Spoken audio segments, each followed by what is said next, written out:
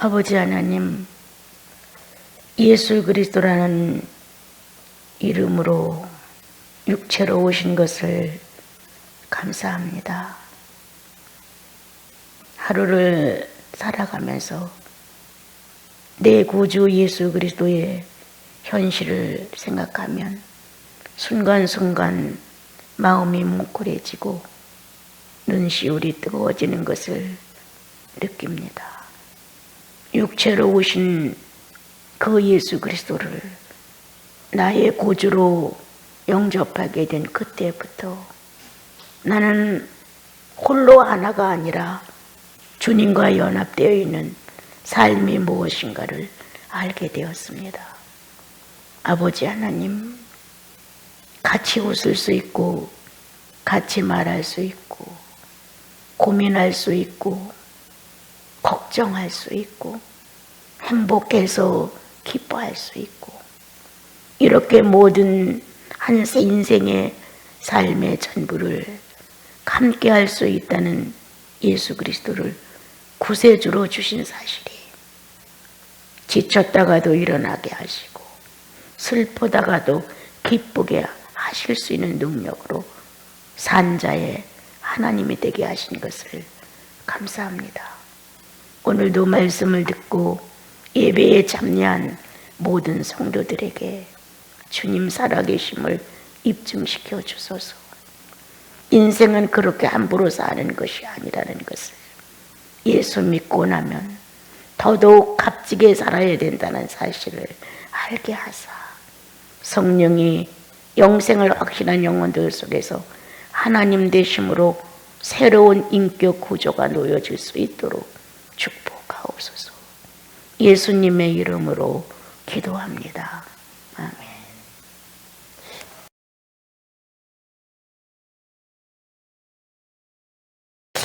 오늘 내 잔이 넘치나이다, 이런 내용이 있습니다.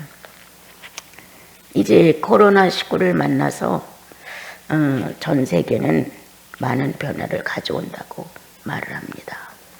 그러나 예수인들은 어디서 어떻게 무엇이 발생된다 할지라도 요동되지 않습니다. 지난날에도 이와 같은 환경은 지나갔고 지금 지나가고 앞으로도 지나갈 것인데 우리가 살고 있는 지구에서 일어나고 있는 사건은 육체를 가지고 있는 한은 그렇게 많은 변화를 가져다 줍니다. 비대면 예배다, 대면 예배다라는 말들을 많이 하는데 예수인은 어떤 환경에서도 적응할 줄 알아야 합니다. 이게 박해 시대가 되어서 비대면 예배를 드려야 된다는 이러한 시점, 이렇게 전염병이 크게 돌아서 비대면 예배를 드려야 된다는 사실, 이러한 것들이 우리 주변에 맴돌게 됐을 때 우리는 아주 기쁜 마음으로 빨리 기회를 잡아야 됩니다. 주님과의 대면의 시간이다. 그동안 우리는 주님을 필요할 때나 유익할 때나 대면해 보려고 기도 시간 하며 시간을 더 어디서 따오는 것처럼 성급히 서들며 기도를 해야 하는 것처럼 그렇게 종교적인 생활에 젖어 있었다. 정말 우리는 이럴 때 대면할 수 있는 예배는 주님과 나다. 찾아보지 않던 성부를 찾아 자식의 도리에서 어긋나지 않았는가 한번 돌아보고 내 구원의 주 예수 그리스도를 대면하면서 어떻게 33년의 큰 세월을 의인으로서 죄 없는 하나님으로서 죄인들 사회에서 살아가며 자기를 조금 더 더럽히지 않을 수 있었을까? 내 구주 예수 그리스도가 우리와 똑같은 사회에 들어오셔서 살고 갔다는 일생에 대하여 대면해보자. 그런 감정을 어떻게 쓰셨을까?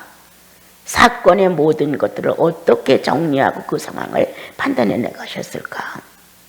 이렇게 말씀 속에 기록되어 있는 예수 그리스도의 흔적을 사복음안에서 찾아내면서 대면의 시간을 한번 짜릿하게 가져본다. 가슴 깊은 곳에서부터 예수 그리스도요라는 호칭이 가슴을 울리고 나올 수 있을 만큼 성경 안에서 우리는 그리스도를 대면하는 현실을 만나야 되지 않겠는가. 또한 성령은 늘 거듭난 내 영혼 안에 지정의를 가지고 함께 살림을 살아가자고 하신다.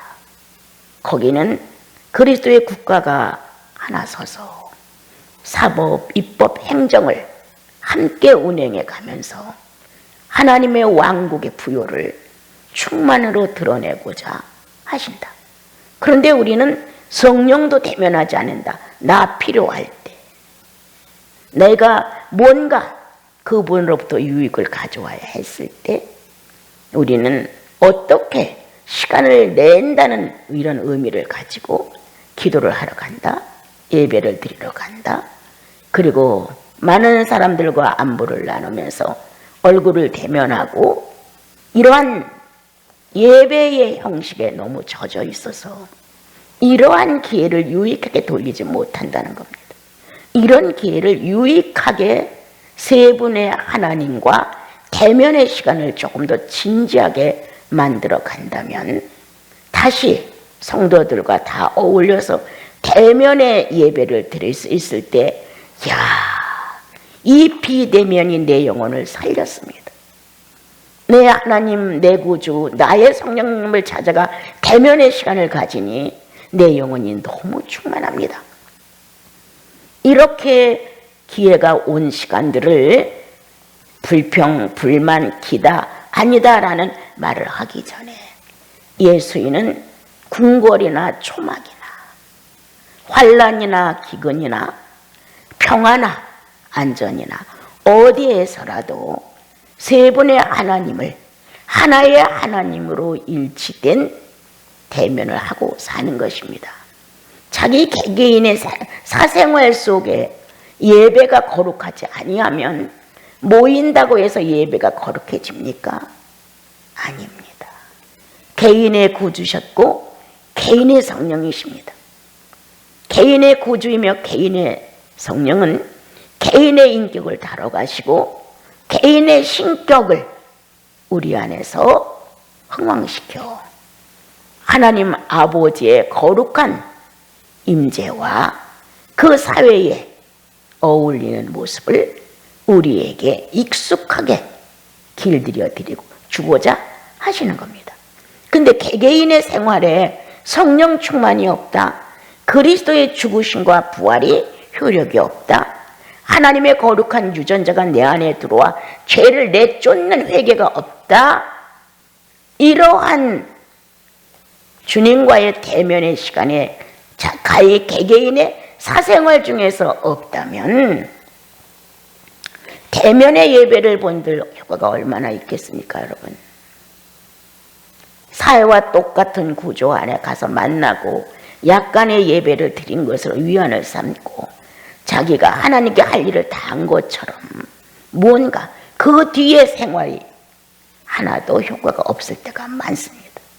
나 인간 그대로 거듭나지 못했을 때 내 인성 그대로 성령이 나를 회개케 하는 사건에 대하여 응하지 아니하고 내 고집과 내 완고와 내 주관 그대로 뭐가 예배입니까, 여러분? 이런 시대에 이러한 문제를 원망이나 트집이나 겁으로 받지 말고 주님과의 대면의 시간으로 끌어안아라. 얼마나 좋으냐. 내 형제, 내 자매들을 못 보는 이러한 시국에 주님이라도 또 한번 불러봐야지. 더 가까이 가야지. 심령 안에서 기도라도 예수 그리스도의 이름을 불러야지. 그것뿐인가. 형제 자매들의 마음을 읽듯이 이 형제 자매의 이름을 불러 주님께 얘기해 드린다. 평소에 얼굴만 보고 웃으면서 그냥 예배의 한순간에 왔다 가는 그러한 나였지만 이 비대면 속에서 내 형제를 위해 기도한다. 내 자매를 위해 기도한다. 시험에 들어있는 자를 위해 기도한다. 연약한 중에 빠져있는 자를 기도한다. 타락되어 교회의 생활에 대하여 무관심해지는 자를 기도한다. 얼마나 진지한 대면이냐.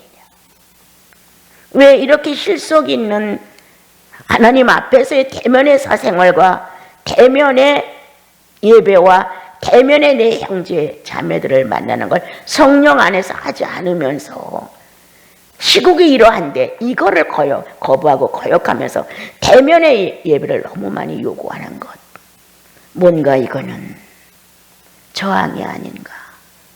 이스라엘 민족이 광야에서 그렇게 어려운 여러 가지 사건을 만났을 때 예라는 순종의 의미를 가지고 거기에 합의된 하나님의 사람들이 있고, 번번이 사건만 나오면 거부하면서 우리는 애굽으로 돌아가는 걸 원한다. 먹는 것에 대하여, 목마른 것에 대하여, 모든 것이 불완전한 안식이 없는 것에 대하여 불평불만을 하며 그렇게 하나님이 없는 것처럼 반항을 했다. 그래서 주님은 뭐라고 말씀하셨느냐. 너희의 마음을 강팍하게 하지 마. 광야에서 나를 거부했던 그 행사를 다시 하지 마. 이렇게까지 신약에다가 기록을 하셨다. 중요한 것은 개인의 구주와 어느 정도의 친교와 대면의 사생활이 있느냐. 개인의 성령과 사생활 중에 1초도 놓치지 않는 주님의 사생활이 내 안에 성령을 통하여 의식으로 전달된다. 내가 움직이는, 내가 살아있는 그 순간까지 성령은 함께 하신다. 늘 살아있는 그분들을 대하는, 성삼위를 대하는 이 자세가 개인 생활에 충만하다면 우리는 어떤 상황을 나쁘다, 좋다 말하지 않아도 된다고 저는 봅니다. 저는 좌파도 우파도 모릅니다. 그런 내용도 모르고 정치에 대해서도 거의 관심이 없습니다. 단 예수인에 대한 관심입니다. 하나님의 교회들이 얼마만큼 그리스도인다운 자세를 갖추면서 보이지 않는 실속 있는 개혁을 하고 구속의 도가 얼마나 정확하고 얼마나 떳떳하게 하고 얼마나 당당하게 하며 얼마나 인격에 충격을 주는가를 우리는 선포해야 되고 알려야 하고, 하나님의 원대로 하나님의 인자의 어린 양 예수 그리스도의 속죄의 이 속량을 우리는 쉬지 않고 전해야 되기 때문에 국가를 위해서 기도하는 것은 정치에 참여하는 것이 아니라 조용한 가운데, 평화로운 가운데 복음이 아름답게 전파되기를 위해서다. 그렇다면 예수인은 한국만 왜 기도하냐? 결코 아닙니다. 우주 전체를 붙들고 그리스도가 다녀간 지구를 더욱 아까워하면서 우리는 기도를 쉬는 죄를 져서는 아니 됩니다. 그건 당연한 성령의 본능이 아닐까요? 당연한. 그런데도 불구하고 우리는 중보 기도자가 따로 있는 것처럼 분리를 시켜 중보 기도자들의 말을 들어보면 본인의 자세는 바로잡지 못하고 중보자의 자세만을 가지고 막 얘기할 때 나는 깜짝 놀랍니다. 그리스도가 중보자가 이미 되셨습니다. 사망과 생명에 관하여, 또한 성도들의 미약성과 완성성에 대하여 쉬지 않고 중보를 하시는 것은 예수 그리스도이십니다. 나는 중보를 받아야 할 사람이에요. 그런데 중보를 한다는 면목 아래 자기 자신을 잃었습니다. 거기에는 교만과 중보자라는 것 때문에, 어떤 의무감 속에 또 무엇을 해야 한다는 것 때문에 우리는 자기 영혼의 성장이 막힌 것을 발견하지 못한 채 중보자라는 이름으로 만족하고 있는지도 모릅니다.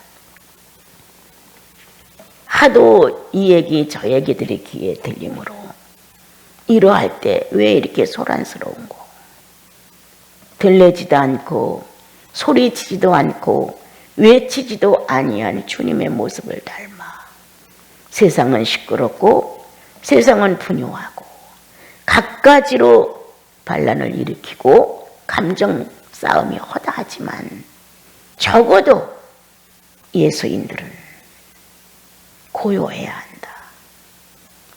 무게를 지니고 한 번씩 그리스도의 이름을 짙게 가슴에서 불러 자신을 회복하고 회복된 자신을 가지고 형제를 찾아간다 기도로, 자매를 찾아간다 기도로, 적어도 내게 소속되어 있는 성도들은 일주일에 아무리 못 불러도 2번 이상 다 찾아갑니다.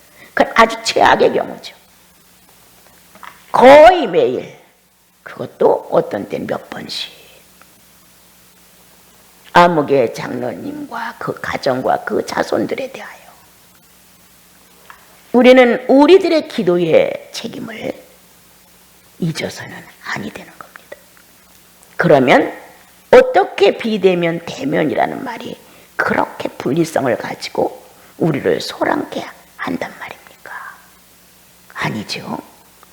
예수 믿는 여러분들, 구원받은 여러분들, 성령이 오늘도 하나님 되심으로 나와 여러분의 감각을 붙들고 있는데 좀 더 진지한 예배자가 되어 주십시오. 사람을 대면하는 예배자가 아니라 구주 예수 그리스도를 대면하는 예배자로 서 보십시오. 그렇다면 비대면이라는 말이 나올 수가 없습니다. 그리고 박해 시대라고 생각해 보십시오. 이건 어쩔 수 없는 자연세계에서 일어난 전염병으로 인한 것이지 박해는 아닙니다. 우리는 어떤 상황, 어떤 환경을 만날지라도 진동을 시킬 수 있는 예수인입니다. 어디가 서서 그리스도에 대한 중심의 마음을 꽂으면 그곳이 진동돼야 됩니다. 어디서 무엇을 할지라도 그리스도의 사신 삶을 표현하고자 하는 애씀이 반드시 영혼 속에 존재해야 합니다. 그러므로 나는 비대면은 없다, 내 일생에. 여러분의 일생 중에서도 비대면은 존재하지 않습니다. 거듭난 우리들의 신령계의 대면자는 육체와 더불어 사는 네 개 가정에 구원받은 형제 자매들이 존재하는 네 개 가정 교회의 대면자들입니다. 또한 그래도 간혹 주고받는 안보 속에 좀 전에 말씀드린 것처럼 기도 속에 만나는 내 형제 자매들 다 대면하는 것입니다. 우리는 영원히 비대면은 없습니다.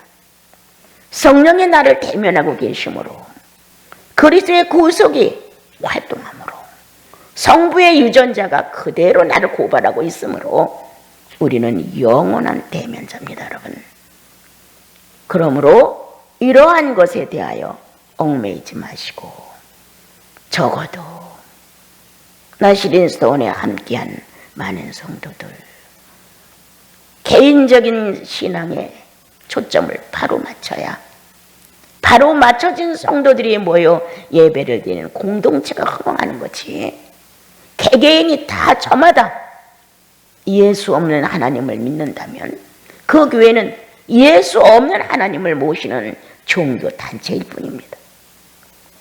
그러나 개개인이 예수 있는 하나님을 섬긴다면 그 교회는 다 그리스도의 구원의 능력과 죽음과 부활의 능력이 싹트고 있고 존재하고 있습니다. 오늘 기록한 말씀 중에서 시편에서 내가 사망의 음침한 골짜기로 다닐지라도, 자, 이거 다윗이 안 썼다고 쳐요. 우리 각자 사망의 음침한 골짜기가 일생에 한두 번 지나갑니까? 사건마다 상황마다 틀려요. 물질의 문제로, 인간 문제로, 자존심의 문제로, 많은 관계상의 문제로 인하여 사망의 골짜기를 한두 번 가는 것이 아닙니다. 그 정도의 차이는 있어도 누구나 다 경험해야 됩니다. 사망의 골짜기를 경험하지 않은 사람은 담대한 믿음이 있을 수가 없습니다. 건전하고 건강한 신앙의 모습을 갖출 수가 없습니다. 그 사망의 음침한 골짜기는 바로 나를 바로 만들어주는, 온전하게 만들어주는 기회를 가져다 주는 겁니다. 그때 그 사망의 골짜기에서 누가 주체냐? 나냐 그리스도냐? 그 위험한 유혹 속에서 누가 주체냐? 나냐 현실이냐 주님이냐? 이 사망의 골짜기를 지나갈 때 비로소 나는 새로운 의식으로 묵어있는 나를 발견하고 이제 이 골짜기에서 새로운 의식을 바로 받고 새로운 그리스도를 만나야 한다. 이게 바로 사망의 음침한 골짜기가 온 거 아닙니까 여러분? 사망의 음침한 골짜기를 가장 우리들에게 모범으로 걸어가신 주님이 계십니다. 때려 갈시간을 씌어 몸이 다 찢어져 나가 못을 박아 창으로 찔러 얼마만큼 더 깊은 사망의 골짜기 있단 말입니까? 그런 골짜기를 지나간 예수 그리스도가 있다면 어떤 거를 못 포기합니까? 어떤 거를? 그 사망의 골짜기에 내가 같이 갔다고 합시다. 주가 가시관을 쓰고 얼굴로 피가 주르르 내리는 모습을 보고 사망의 골짜기에서 도망가겠습니까? 그 주님을 보고 내 얼굴에 피가 떨어지는 것보다 내 주 예수 얼굴에서 피가 흐르는 것을 닦아주는 게 나아 아닙니까 여러분? 나를 꺾고 나를 버리고 채찍에 맞아 살이 찢어져 나간 파열된 그러한 상태를 갖고 있는 주님을 만났다 합시다. 사망의 음침한 골짜기에서. 그때 매를 안 맞으려고 예수를 부인하겠습니까? 죽을지언정 내 옆에서 내 면전에서 하나님의 인자가 매를 맞아 살이 찢어져 나가는 현실 그대를 목격하고 그 자리에 있다면 나 도망가겠습니까?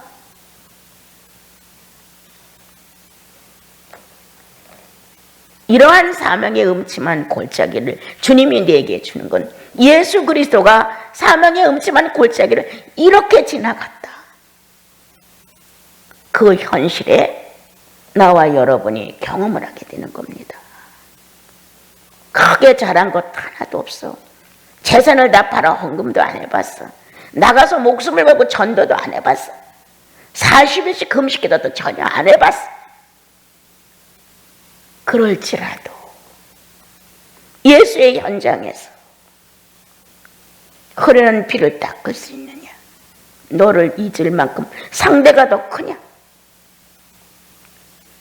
찢어진 상처뿐인 예수님을 붙들고 아파서 어떡하냐고 소리쳐보느냐? 이러한 예수인들이 필요합니다 여러분. 사치로 예수 믿는 것 아니고 곤중심리로 예수 믿는 것 아니고 나 잘되라고 예수 믿는 것 아닙니다 여러분. 예수가 구세주라는 사실을 명백히 알리고 나 거기서 새로 태어났음을. 그래서 우리는 존재합니다. 사망의 음침한 골짜기가 안 온 게 탄식스럽습니다. 주님은 나를 버렸나? 어찌하여 예수의 현실에다 나를 끌어들이지 않는가? 주님은 내가 쓸모가 없고 가치가 없으니까 아예 무관심하신 것인가? 너는 어려서 어떠한 것도 못 견뎌 이러고 주님은 나를 버린 것인가? 크고 작은 시련이 수없이 지나가므로 그 사망의 음침한 골짜기에서 예수를 만나는 거거든요. 나를 잃을 만큼 그 환경에 얼마나 짙게 내 영혼을 울리는지 나는 나를 잊었다. 내 현실의 고통이 얼마만큼 큰지 사망의 음침한 골짜기가 얼마만큼 나를 괴롭히는지 순간 잊고 주님이 당하신 현실의 현실이 너무 커서 나는 그분 속에 있었다고 말할 수 있다. 말할 수 있어요. 내 인생의 자그마한 것들을 내 힘에 겨울 때 주님의 현실이 다가왔어요. 기도의 마음 안에 주님이 서 계셨어요. 나는 어떻게 참으셨냐고, 어떻게 그 현실을 이겼냐고 한없이 울었어요. 나는 나를 잃어버렸어요. 그 뒤로 내 사생활에 어떠한 것으로 인하여 분개한다든가, 그것 때문에 성령을 거부한다든가, 그런 일로 인하여 눈물을 찔찔 흘리고 동정을 바라도 전혀 있을 수가 없죠. 오늘 우리는 예수를 너무 이상하게 믿는 거 아닐까? 주님이 원하시면 그렇게 할게요. 주님이 그것을 나에게 정하시면 나는 그렇게 할 거예요. 이렇게 주님이 원하시면, 주님이 원하시는 내용은 잘 알아요. 성령 안에서 우리가 그렇게 순복하는 의지. 사랑해요. 1000번을 사랑한다고 말해도 소용없어. 그러한 상황에서 나를 잊고 예수의 현실이 더 급하다는 사실에 내가 공감을 하고 그 속에 묻히면 사랑한다는 말 안 해도 괜찮아. 찬양으로 사랑한다는 말 안 해도 괜찮아. 말로 사랑한다는 말 안 해도 괜찮아. 영혼과 육체가 몽땅 사랑을 표현했으니까. 오늘 이 시편을 쓴 다윗은 어마어마한 것을 발견하게 된다.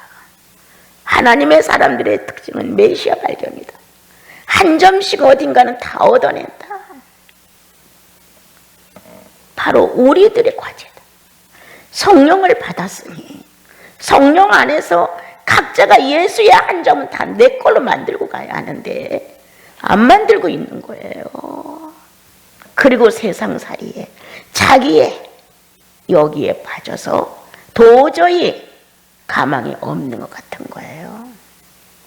우리는 5절 속에서 예수 그리스도가 이렇게 어렵고 무서운 사람으로서 짐승과 같은 벌레와 같은 환경을 만나 죄 없는 처형을 받는 문제에 대해서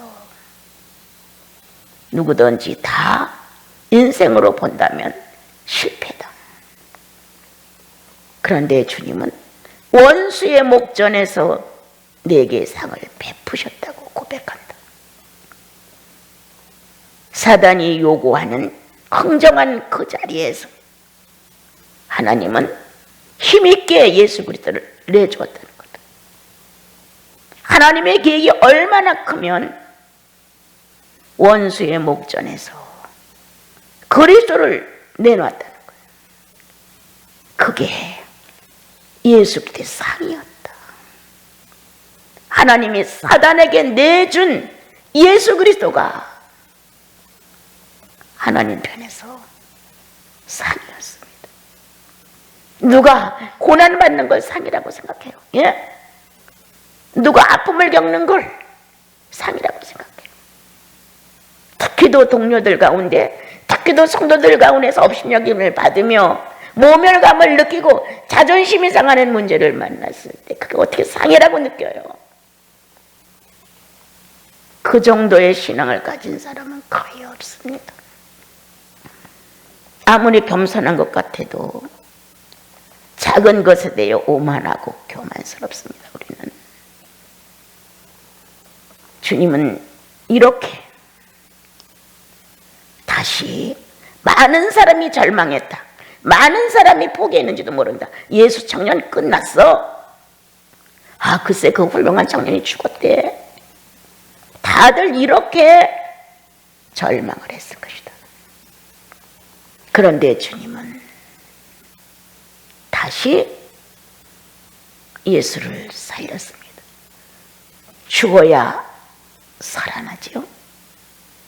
내 죽음은 예수님의 상이다. 예수님의 거룩한 상은 내 죽음이다.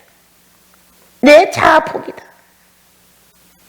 모든 걸 무로 돌리는 거다. 그리고 다시 살아난 예수 그리스도는 더 큰 상이다.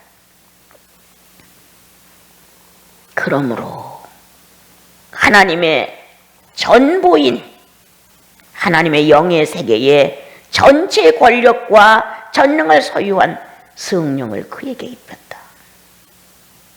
기름으로 내 머리에 바르셨으니.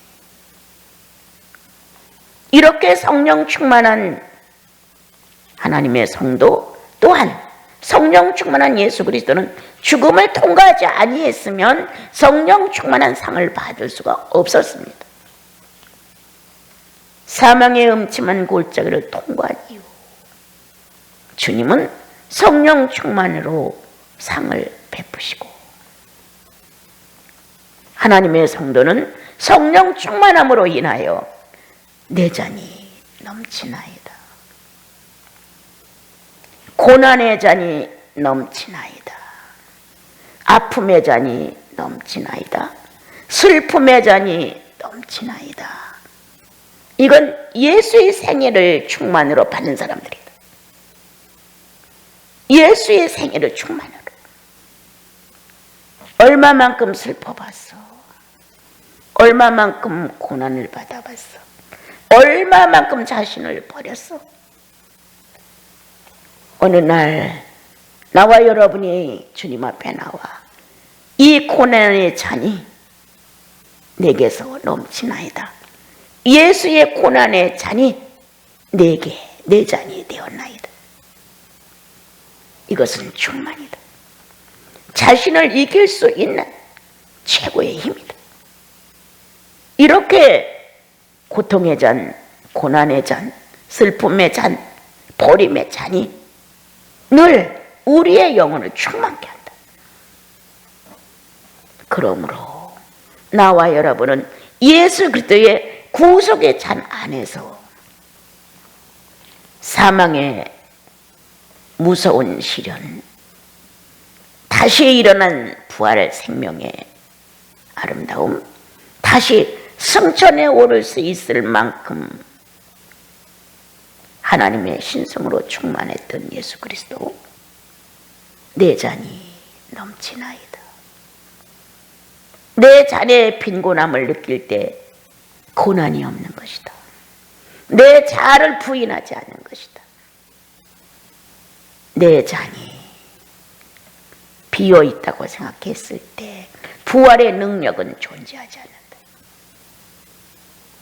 오늘 주님은 이렇게 당신의 일생이 사람으로서 마감을 했을 때는 끝난 것 같은 비참함이었지만 하나님께서 새로운 방법으로 다시 일으키사 내 잔이 넘치게 생존 세계에서 부활로 다시 증명을 했습니다. 우리의 신앙은 증명해야 합니다. 네가 예수를 사랑해, 증명해. 네가 은혜를 받았어, 증명해. 정말 감격이 있어? 하나님의 말씀을 듣고 뭔가 충격이야? 증명해. 어떻게? 내 잔이 넘치나이다.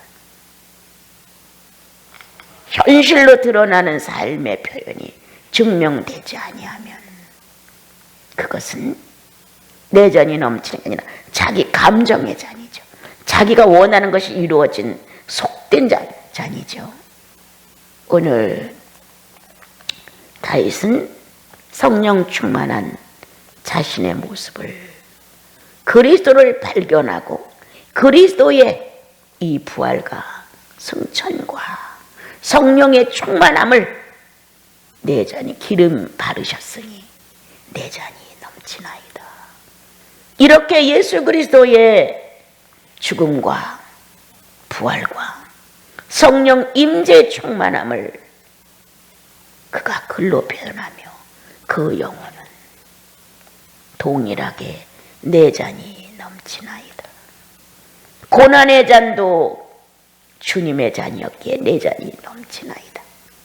형통하고 충만했던 시간들도 예수 그리스도의 부활이니 내 잔이 넘치나이다. 예수 그리스도의 죽음과 부활을 만난 이 놀라운 경험은 한 성도 글 속에서 내 잔이 넘치나이다.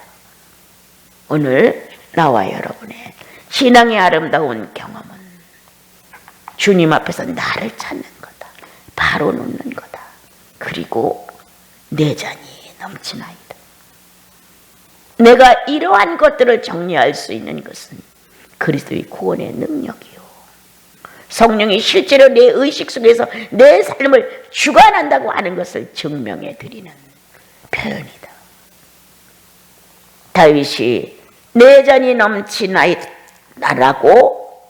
예수 그리스도의 부활과 성령 충만을 경험한 내용을, 예수 그리스도의 일생에 대한 이 놀라운 모습을 경험하고 글을 썼습니다. 여러분, 이건 단순히 시라고 생각하면 안 돼요. 성령 경험으로 글을 받아내는 사람들은 알아요. 얼마나 무식하고 알지 못하고 어떤 문학 근처도 못 가보고 배워보지도 못했어도 그리스도로 깨끗한 영혼으로 충만해지면 시인이 되어요. 그리고 내가 여태까지 발견하지 못했던 어떤 분야를 성령 안에서 감지해요. 그러다가 어느 날 확실하게 드러나지요. 그러므로 하나님의 존재는 스스로 안다. 각자가 성령 있는 사람이라면 성도의 수준이 어디까지 성장해야 되는가를 스스로 판단한다. 어떻게 살아야 될 것인가를 성령은 우리에게 그리스도를 향해서 바늘을 가리킨다. 그렇게 사는 것이다라고. 오늘 말씀을 들으신 여러분들 한 주를 살아가며 그리스도에 대한 경험이 없는 것에 대해 탄식해 봅시다.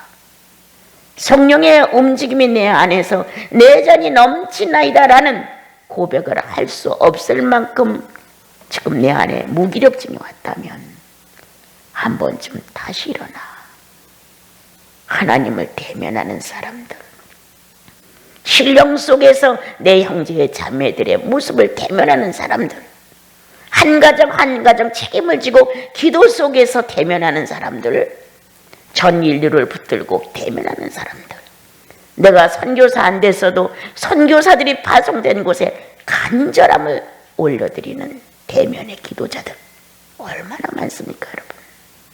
우리 모두 대면하는 사람들입니다. 신령계가 영혼 안에 존재하는 한 우리는 비대면은 존재하지 않습니다. 오늘 사망의 음침한 골짜기에서 나를 잃어버렸다. 그리스도가 나보다 월등히 컸다. 그 뒤로 내 생애에서는 내 문제는 앞장설 수 없다는 것을 깨달았다. 갈수록 주님뿐이시지요. 저절로 나오는 말, 주님이 그렇게 하셨으니까요. 이렇게 주님이 옆에 계신 것처럼 내가 나이 많은 아버지를 모신 딸처럼, 어느 때는 시아버지를 모신 며느리처럼 그러한 현실감 있는 삶을 현실에서 표현하는 여러분들이 됐으면 참 좋겠습니다. 작은 의논하시고 염려를 알려드리고 이렇게 다정다감한 성령 안에서의 친교가 딸로서, 며느리로서, 아들로서, 사위로서의 자격을 갖추고 열심히 그 문지방을 드나드십시오. 그래서 우리는 기도를 한다 안 한다의 의식이 없어요. 그냥 기도 속에 있는 겁니다, 여러분. 그냥 기도입니다, 그분이. 그렇게 살아야지 기도한다 안 한다, 성경 본다 안 본다, 이런 강박관념이 있으면 그건 종교입니다, 여러분. 자유가 아닙니다. 예수의 부르심은 자유입니다. 그 자유 안에서 다시 육체가 요구하는 멍에를 맬 필요는 없습니다. 여러분, 한 주를 힘있게 일어나 나는 대면자다, 신령계를 대면하고 내 형제 자매들의 한 가정 가정을 다 기도로 대면한다. 언제까지 지속될지 몰라도 우리 구원받은 영생이 확실한 성도들 안에는 대면으로 충만해야 합니다.